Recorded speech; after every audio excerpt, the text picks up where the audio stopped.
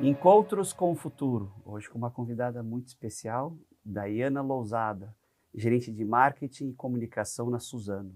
Daiana, obrigado pela presença. Obrigada a vocês pelo convite. É um prazer estar aqui. O prazer é todo nosso.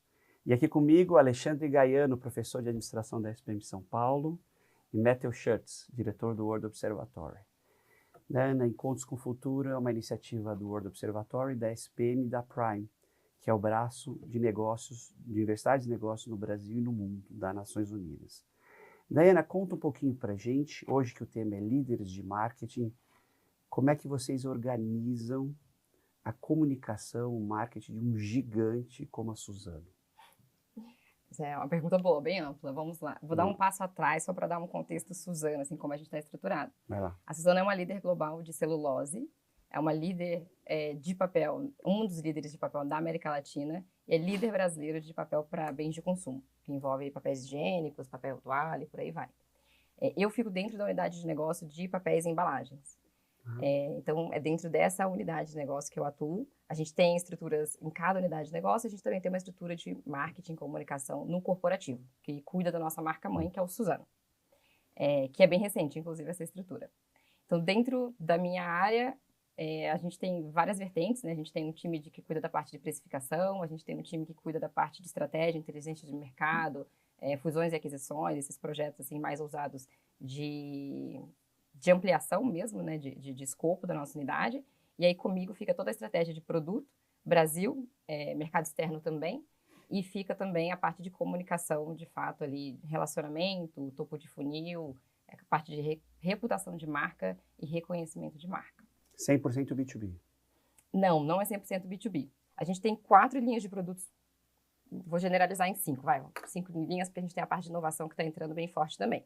Então, a gente tem 3 delas são produtos gráficos. Então, a gente tem o papel couché, que é aquele de revista, que é o que caiu bastante no mercado, né? Sumiu bastante. Eu sou do mundo das revistas. Infelizmente para nós também. A gente está se reinventando. Esse couché era importado? Não, produzido no Brasil. Produzido aqui mesmo. Isso. Tá. A gente tem o couché Suzano, Tá. a gente é líder no mercado global, inclusive, de couché, mas tem essa linha de produto que é totalmente B2B. A gente tem o papel offset, que a gente chama, que vai para livros e cadernos, que também é B2B. O papel cartão também é B2B, mas ele também tem um foco bastante B2B2C. A gente fala muito com o dono de marca, a gente fala muito com a ponta da cadeia também. O papel cartão vai para as embalagens de caixinha de remédio, caixinha de cosmético, também vai para capa de livro, mas o forte é a embalagem. Baralhos também, então tem jogos e por aí vai. E a gente tem a outra linha de produto, que é a mais B2C, que é o papel de escritório, que é o reporte, é o papel ceninha. Então esse a gente fala bastante B2B também, porque tem muito cliente corporativo, mas a gente também fala bastante com o consumidor final. E a última linha de produto são os papéis especiais, que aí envolvem os papéis que a gente já conhece, mas com um ganho de funcionalidade. Eu chamo de papéis funcionais, porque a gente pega o papel, aplica ali uma barreira química, algo que não seja um filme plástico, e essa barreira química vai trazer algum ganho, alguma funcionalidade que o papel in natura não tem. Então, por exemplo, quando a gente olha para canudo de papel, que é polêmico, porque muita gente não gosta ali da experiência do uso do canudo de papel. Mas a gente aplica uma camada de resina, que não é plástica, para trazer uma sensibilidade, uma experiência melhor, que a gente chama... Ai, me deu branco agora, calma. Sensitiva, né? Você vai pôr na boca, tem esse...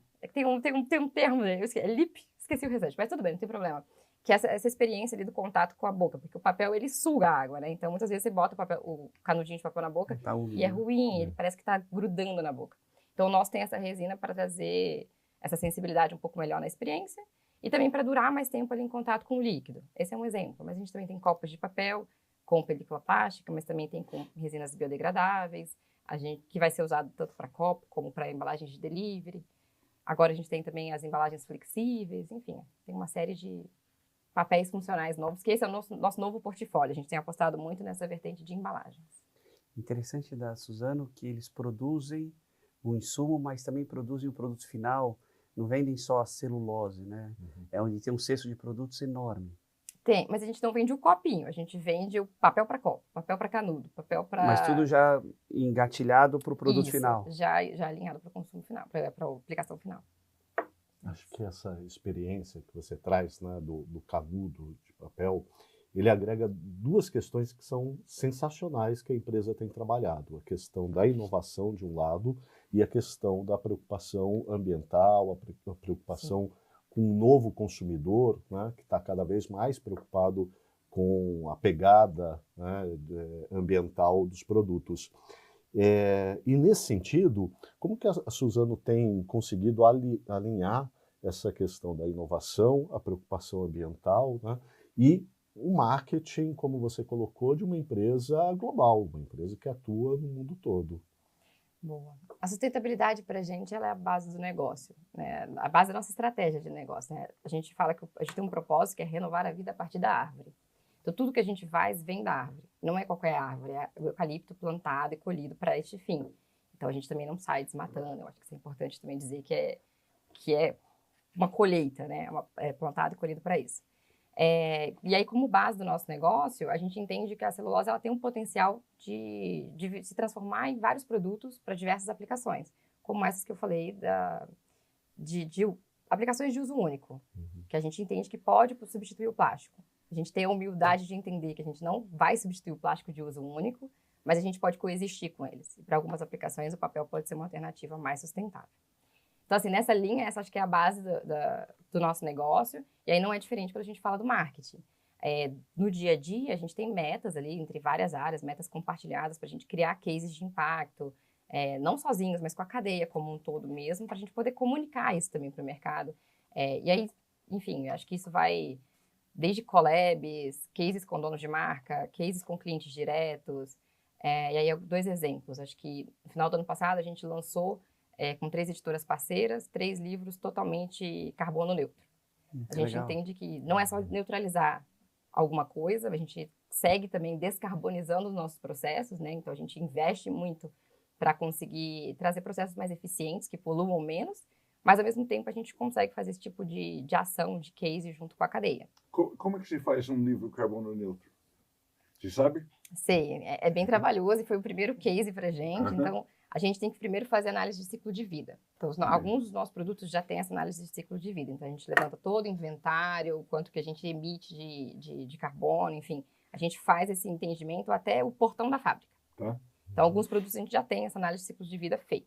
Tá. Quando a gente resolve fazer uma parceria com uma editora ou com um dono de marca... Com editoras? Isso? Foi com editora. Mas a gente já fez também com farmacêuticas. Esse foi o primeiro case, mas depois vieram alguns outros. A gente consegue também fazer... A gente faz uma análise de ciclo de vida do processo dele. Então, a gente escolhe quais produtos a gente vai neutralizar. É muito difícil a gente começar neutralizando o portfólio todo de produtos deles. Mas a gente... Por exemplo, nesse caso, era um livro de cada editora. Tá. Então, a gente mapeou com a gráfica, toda a parte da cadeia de distribuição, quais eram essas emissões. Então, tem parceiros no mercado que fazem essa análise de ciclo de vida. Então, eles são especializados, a gente contrata eles. Sim. Aí, eles levantam quanto que eles emitem, todo esse processo vai emitir de carbono. E a gente, na Suzano, a gente tem uma unidade de negócio, aí essa eu vou entender menos, não vou conseguir trazer muitos detalhes, que são, a gente emite carbonos. Emite carbonos não, a gente emite crédito de carbono. Crédito de carbono, sim. E aí a gente consegue neutralizar com os nossos próprios créditos de carbono. Que é a plantação de floresta, eu imagino. Isso. No caso de vocês, que são bons nisso. Exatamente. Então, que é um novo negócio. Que interessante. Aqui no escritório a gente edita um volume enorme de livros por ano. Esse modelo de vocês podia estender e levar para o mercado, mesmo de forma comparada, né? Sim. Porque a gente não tem os nossos números, inclusive. A gente acaba medindo só o que a gente produz, mas não da operação inteira. É verdade, é interessante. Interessante mesmo. Aradana, deixa eu perguntar, a Suzano se auto-intitula uma startup de 100 anos. Sim, é verdade. É curioso. Eu não sabia disso. É bom essa. Me diz uma coisa, que característica você percebe na empresa e como vocês comunicam isso para dentro e para fora? A gente estava até conversando lá fora, né, que eu disse que eu estou há 10 anos na Suzano. E eu não tenho um ano monótono, assim, cada ano é uma coisa diferente, são desafios diferentes e traz muito brilho no olho, porque a gente, sei lá, a minha geração é muito movida a desafio, né? E a gente está sempre inventando coisa nova, então assim, vou falar da unidade de papéis e embalagens em específico. Tá. A gente, em 2014, 10 anos atrás, a gente atendia 17 mil clientes. E a gente inovou muito no modelo de negócio que só a Suzano tem hoje, quando a gente fala desse segmento, né, de papéis e embalagens, que a gente verticalizou a nossa cadeia e a gente passou a atender o cliente final, diretamente. Então, a gente ganhou alguns elos, obviamente que de ponto de vista de rentabilidade foi excelente, a gente teve que reestruturar toda a nossa operação. Então, hoje a gente tem 20 centros de distribuição no Brasil, 2 na América Latina, e a gente está expandindo esse movimento, porque deu muito certo. A gente saiu de 17 mil clientes para 45 mil clientes em 10 anos. E aí, imagina o quanto de dados que isso gera, o quanto de profundidade de mercado que isso gera para a gente. É muito relevante. Então, para a gente foi um aprendizado gigantesco e foi totalmente pioneiro. Então, esse é um exemplo de modelo de negócio. Depois disso veio o e-commerce, ali em 2018, 2019, que a gente não tinha. A gente praticamente, acho que agora tem algum outro player no mundo que seguiu o nosso caminho. A gente também foi pioneiro em ter esse primeiro e-commerce para venda de papéis e embalagens. Então, eu acho que esse tipo de elemento, assim, de inovar no dia a dia, né, ali em modelo de negócio, eu acho que a gente faz muito bem. E aí a gente também está passando por um processo de inovação de portfólio de produtos. Então, até 2020, se não estou enganada, 2019 ou 2020, a gente era uma unidade de papéis. A Suzano é uma centenária, a gente está fazendo 100 anos esse ano, e a gente começou com venda de papéis. Lá atrás, sem indústria, sem nada, né? O nosso patriarca lá, Pfeffer. E aí depois vieram as indústrias de fato, mas começando sempre com papel. E aí, em 2020, a gente adicionou o embalagens ao nome da nossa unidade de negócio, com esse intuito mesmo de expansão de negócio. Então, a gente sempre teve o papel cartão, mas agora a gente está investindo muito nesses novos produtos que eu comentei, que são os papéis funcionais, para a gente evoluir cada vez mais nessa outra vertente. E aí, mais recentemente, a gente também anunciou a aquisição de 2 plantas nos Estados Unidos. 2 plantas de papel cartão para um tipo de... É como se fosse uma caixinha de longa vida, só que não é de longa vida porque não tem a camada de alumínio. Então, nos Estados Unidos existe um mercado que é fresh, que é o LPB Fresh, que eles chamam, né? Que é para que é consumo mais rápido. E aí seria para esse tipo de aplicação. Então, assim, é um movimento super inovador. A gente tem todas as indústrias dentro do Brasil, a gente tinha até esse momento, né? Está no processo de consolidação, mas é uma expansão, né? Uma internacionalização da cadeia produtiva. Então, para a gente, esse é um passo também de inovação grande. Não é só a exportação do produto aqui. Exato, que a gente já faz há muito tempo, né? 70% das nossas vendas é MI, mercado interno. 30% é exportação, dessa unidade de negócio onde eu atuo. Agora a gente vai mudar esse balanço. Vai ser algo diferente. Uma coisa que eu estou achando muito interessante é que o papel está com essa missão, essa ideia de substituir uma parte do plástico. É isso mesmo? Quer dizer, porque é mais sustentável. Isso, a gente Esse entende... é o principal vantagem. A principal vantagem é essa. Na vertente das embalagens, com certeza. Assim, acho que é intrínseco nosso, né? A gente é uma fonte renovável, reciclável, biodegradável, compostável. Sim. Então, é a nossa fortaleza intrínseca. Sim. Então, a gente entende que tem potencial. Sim. E que tipo de produto? Como é que você faz isso lá na frente, na ponta? Embalagens de uso único. Tá? Como eu comentei, copo, canudo, embalagens de comida, food delivery, né? Sim, dia a dia. tudo isso pode ser de papel. E aí a gente tem também agora, a gente tem entrado de uma forma um pouco mais lenta, porque é um processo difícil, né? Imagina que todos os donos de marca, eles têm lá todo o parque industrial deles já adaptado para o plástico. Sim, então é difícil também fazer esse movimento contrário e trazer e mudar para o papel, né? Mas a gente está indo, pouco a pouco a gente está avançando. E o impacto do custo? Essa é uma... Tem a dificuldade de performance, a dificuldade de adaptação do parque industrial atual e tem a questão de custo também, que ainda é um desafio. Acho que melhorou bastante, mas ainda é um desafio. Interessante. E vocês estão construindo uma fábrica agora no Nordeste, um investimento enorme, pelo que o César contou, de 20 bilhões de reais. E para usar a fibra do eucalipto também para têxteis. Sim. Isso não vai vir para o teu setor, né? Não. Eu comentei que a gente tem umas unidades de negócio. Sim, uma delas é novos negócios, que é a especialidade do César mesmo. E ali a gente tem lignina, a gente tem biocombustíveis, tem a parte do têxtil. Então, são negócios... Biocombustíveis? Também tem biocombustíveis. Daí o DNA Startup. Não, interessantíssimo. Nossa, vocês vão dominar o mundo. Não, gostaria. Agora, me diz uma parte do esforço do marketing em si. Como vocês estão fazendo uma boa parte B2B, já entendi que tem sim B2C. Os dados que vocês trazem dessa operação, como é que vocês fazem, como é que funciona o fluxo para alimentar não só o comercial, mas a estratégia da empresa para a criação de novos produtos? É uma boa pergunta. A gente tem, como eu falei, a gente tem hoje 45 mil clientes que a gente atende diretamente. Então, acho que isso gera já para a gente uma granularidade muito interessante. Então, a gente tem lá nossos sistemas de gestão, de CRM, que eu acho que alimenta naturalmente o time comercial. E a gente consegue, do ponto de vista de comunicação também, segmentar bem esses clientes. Então, a gente tem canais de atendimento diferentes, que estão vinculados ao tamanho do cliente. A gente tem uma segmentação também de clientes específica. Para cada linha de produto, a gente tem segmentos e subsegmentos daquele cliente, a gente sabe com quem a gente fala dentro do cliente. Então, a gente vai adaptando a nossa comunicação em todos esses níveis, né? Tá. Então, a gente tem as regras de relacionamento específicas, campanhas específicas, tem a questão de regiões também. Então, não sei, no Nordeste, o São João é muito importante, então a gente faz uma ação específica durante esse período. Então, a gente consegue ir adaptando também, enfim, ao dia a dia do que aquele cliente, que faz mais sentido para ele, né? No final das contas. Agora eu fiquei curioso. O que você faz para o São João? Às vezes campanhas de vendas mesmo, Sim. sabe? Localizada ali no centro de distribuição que estão na região, por exemplo. Sim. Mas nessa linha, a gente vai Sim. adaptando. Mas a Dayana tinha falado um pouco antes de começarmos a entrevista da opção de localização das fábricas, que também leva em consideração um certo preocupação territorial, preocupação com o desenvolvimento da região. Então, talvez assim, a opção do Nordeste, a opção lá nos Estados Unidos, né, também leva essa questão do desenvolvimento comunitário, da comunidade, das cidades do entorno, né? A gente tem metas de longo prazo, até 2030, se eu não me engano, acho que são várias, né? Acho que tanto do viés de meio ambiente, mas também do social. E aí, uma dessas metas é a gente desenvolver as regiões do nosso entorno, de todas as nossas atividades, né? Então, acho que tem movimentos muito fortes nessa linha. E aí, um outro exemplo, quando a gente junta, né, o time de desenvolvimento social com o negócio.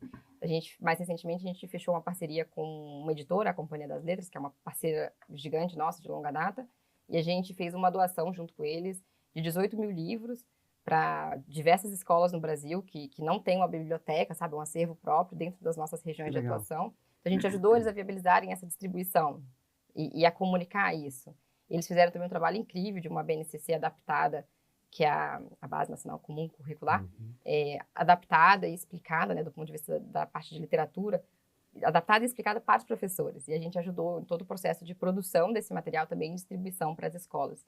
Então, a gente tenta juntar as nossas metas também de longo prazo com o que a gente pode ajudar do ponto de vista aqui de negócio, de marketing, com os nossos clientes. A gente faz um pouco disso também.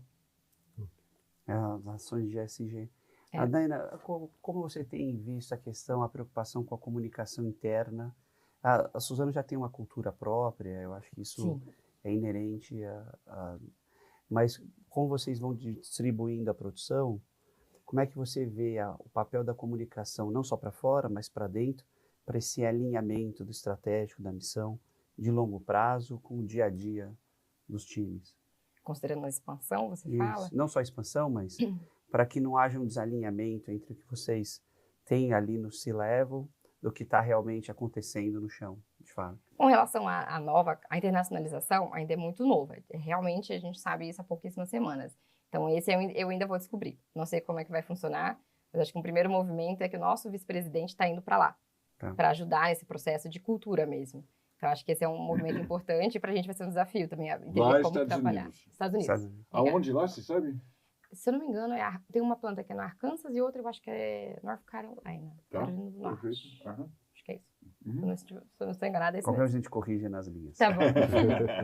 Então, acho que a gente vai aprender como que vai ser essa nova comunicação, mas eu acho que a nossa cultura é muito forte, propósito, tudo isso é muito forte, acho que em todo mundo, Suzano, independente da localidade. Eu acho que tem uma coisa que o nosso CEO e a nossa alta liderança faz, que é muito importante, que eles chamam de Suzano e Você.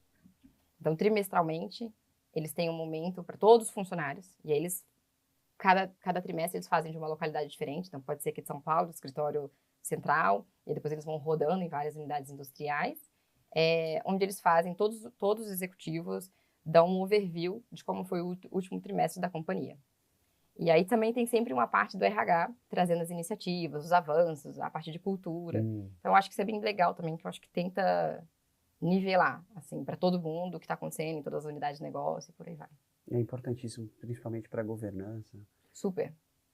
Dayana, falando um pouquinho do futuro, O que o departamento de vocês tem usado de novas tecnologias ou inovando em tecnologias já tradicionais para fazer com que a comunicação e o marketing evoluam tanto para o negócio como para a questão de reputação? Vou falar primeiro interno. Acho Tá. que interno a gente ainda está aprendendo a lidar com inteligência artificial. Não sei vocês, mas a gente ainda está aprendendo. Todos. Para além do chat GPT, o que a gente pode fazer, né? O que dá para melhorar. Então, eu acho que isso é algo que está no radar, mas a gente ainda está muito júnior nessa frente. A gente trabalha muito com automatizações, então, se comentou de dados antes, né? A gente trabalha muito com visões, Power BI, para tomada de decisão, é tudo numérico. Tá? Acho que todo marketing B2B ele é muito numérico, né? Sim. Ele não é aquele do B2Czão, assim, Sim. né? Varejão. Então, a gente é muito... Varejão. Por mais que a gente tenha o B2C, nosso B2C ele tem a cara B2B, sabe? Então, ele é muito numérico na essência e a gente tenta automatizar isso até para ter uma questão de histórico, de gestão, que muda muito, né? Eu acho que o nosso time roda muito, tem muita gente jovem. Então, é importante essa parte de automatizações também. Isso olhando para dentro de casa. E também tem a inovação de produtos, que a gente comentou um pouco. Sim, Eu acho que dentro de casa, acho que é isso. Inovação com foco em sustentabilidade. E aí, quando eu olho para as mídias sociais, como uma empresa essencialmente B2B, essencialmente que nasceu da indústria, a gente tem muito desafio também para mostrar o valor do marketing digital, das redes sociais, de trabalhar esse topo de funil, essa parte de reputação de marca, reconhecimento de marca. É um baita desafio. Eu queria que você explicasse topo de funil, que eu não sei exatamente o que é. Eu alcançar o consumidor final. O grande, Tá bom, o grande ok. público. O grande Ok. público. Gente que nem está pensando em comprar papel. Nem pensou em papel. Eu preciso conversar com essa pessoa para mostrar para ela o que é, tentar trazer um pouco da marca Suzano. E ela começar a correlacionar as marcas de produto Ela com querer a Suzano. comprar papel. Começar a se interessar, a ler mais Sim, sobre. sim. Sabe? É bem Sim, topo de bem funil mesmo. mesmo. Tá.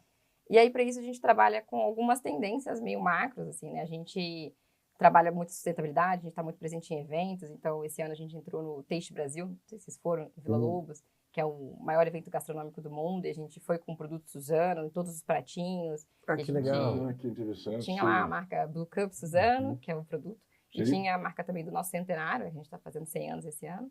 E a gente garantiu o fechamento de ciclo dessas embalagens, junto com o parceiro do evento, que é a Musa, e o nosso parceiro, que era o Ciclo Bom.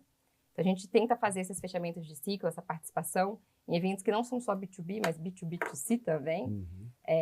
Então, essa é uma tentativa, eventos estratégicos. E aí, quando a gente vai para mídias sociais, acho que tem algumas vertentes. A gente tem trabalhado muito na humanização do nosso conteúdo, conteúdos em vídeos. Então, a gente pega algumas trends de mercado que estão acontecendo e tenta adaptar para a nossa realidade. Acho que isso tem sido bem interessante. A questão de influenciadores. O que mais? A gente Você tem influenciadores?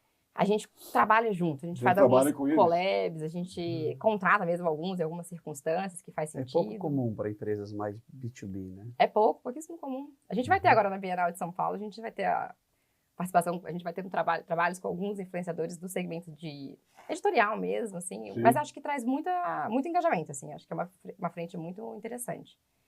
E que mais? E a gente entrou até no TikTok esse ano. Eu não tenho TikTok, Não, mas isso a gente ainda não entrou. Oi? A gente não entrou Isso aí a ainda. gente ainda não entrou. Resiste, mas vai ter que Mas entrar. vai ter que entrar, é isso. Uma hora. Mas nem eu entrei também, eu ainda não consegui. Também não. Mas estamos tentando, eu escuto os mais jovens Está no também. plano. Mas isso é legal, a gente tem 6 mídias, a gente tem 6 não, a gente tem, vamos lá, vou separar de novo, topo de funil, fundo de funil. A gente tem o e-commerce e a gente tem um mídia social voltado para o e-commerce, então é um foco muito mais em conversão, onde eles falam direto com o cliente. Então, assim, por exemplo, desse ano, 54% dos novos logins feitos no nosso e-commerce vieram de mídia social. 54. Mídia social, e aí isso junta também mídia paga um pouco ali. Sim, Então é bastante coisa, de novos cadastros. Poxa, Falando de fundo de espetacular. funil. sim. E que na era do TikTok, PIPD... inclusive. Não, aí esse é mais olhando... Tem também o TikTok, mas acho que é mais olhando ali para a mídia social do e-commerce em específico. E aí quando a gente vai para o topo de funil para falar de reputação de marca e etc., a gente tem outras 6 mídias. Um é o TikTok, e aí a gente tem outras no Instagram e tem também no LinkedIn. Sim. E aí acho que uma delas é um baita case de sucesso pra gente, pensando em B2B, que é o papel pólen. Não sei se vocês já viram, tô falando um monte, né? Se for pra de falar... Não é para isso mesmo. Eu fui empolgando. Não, o papel pólen é uma delícia de ler. Papel amarelinho. Isso aí, a gente usa muito. Ah, que bom. É o que é o conforto para os olhos e por aí vai. O papel pólen, ele virou tipo bombril, sinônimo de categoria. E começou há uns 7, 8 anos atrás com o Instagram do pólen. Então, a gente criou o Instagram do Pollen para conversar com o consumidor final, com o público mesmo que gosta de ler, que gosta dos Moleskines, que gosta de fazer aquele do it yourself, sabe? Aqueles caderninhos. A gente começou falando com eles. E aí virou sinônimo de categoria. Então, a gente vai na Bienal do Livro, de vez em quando a gente tem lá, às vezes até no stand, ultimamente a gente está indo mais com naming rights lá de algumas arenas de autógrafo, por exemplo. E pra gente foi um baita case de sucesso. Uma marca totalmente B2B, que conquistou um sinônimo de categoria para o consumidor final. Mas por mérito. O produto é muito bom. Ai, que bom escutar isso. Não, mas é bom mesmo, a gente usa muito. Nós somos do ramo. Nós somos... Daiana, um conselho para a Daiana há alguns anos atrás, na escola, ainda na faculdade. O que você vê para o futuro, como se preparar, quem quiser trabalhar na área de marketing e comunicação, o que você aconselharia você mesmo há alguns poucos anos atrás? Eu acho que vivencie experiências diferentes, abra a cabeça. Para mim, acho que é o mais importante. Assim. Acho que é importante ter línguas, eu acho que é legal. Se você conseguir ter uma experiência fora do Brasil, eu sei que é difícil, assim, mas eu acho que é importante. Para mim, me trouxe uma visão de mundo gigantesca, assim. Para onde você foi? Os dois juntos. Durante a faculdade, eu consegui ficar 6 meses nos Estados Unidos, numa universidade, e depois 1 ano na Politécnica de Barcelona. Sim. E eu acho que para mim trouxe uma visão de... Não sei, me ajudou muito a ter empatia pelo outro, sabe? A entender outros ambientes, a ver a grama do vizinho e a ter ideias. Então, fomenta muito a criatividade, eu acho também. E, de fato, abre a cabeça, assim. Eu sou capixaba, filha de pais mineiros, morei na Bahia, morei nos Estados Unidos, em Barcelona também. Estou em São Paulo, então acho que me ajuda a ter adaptação, uma adaptabilidade maior. Eu comecei no industrial pela Suzano, então, acho que, enfim, acho que ir de mente aberta, sabe? Acho que é ter ousadia, ter curiosidade e ter comprometimento. Ótimo conselho. Acho que é isso. Daiana, parabéns pela carreira. A Suzano não preciso parabenizar, que é um dos nossos orgulhos nacionais. Nota 10 receber aqui. Obrigada. Obrigado.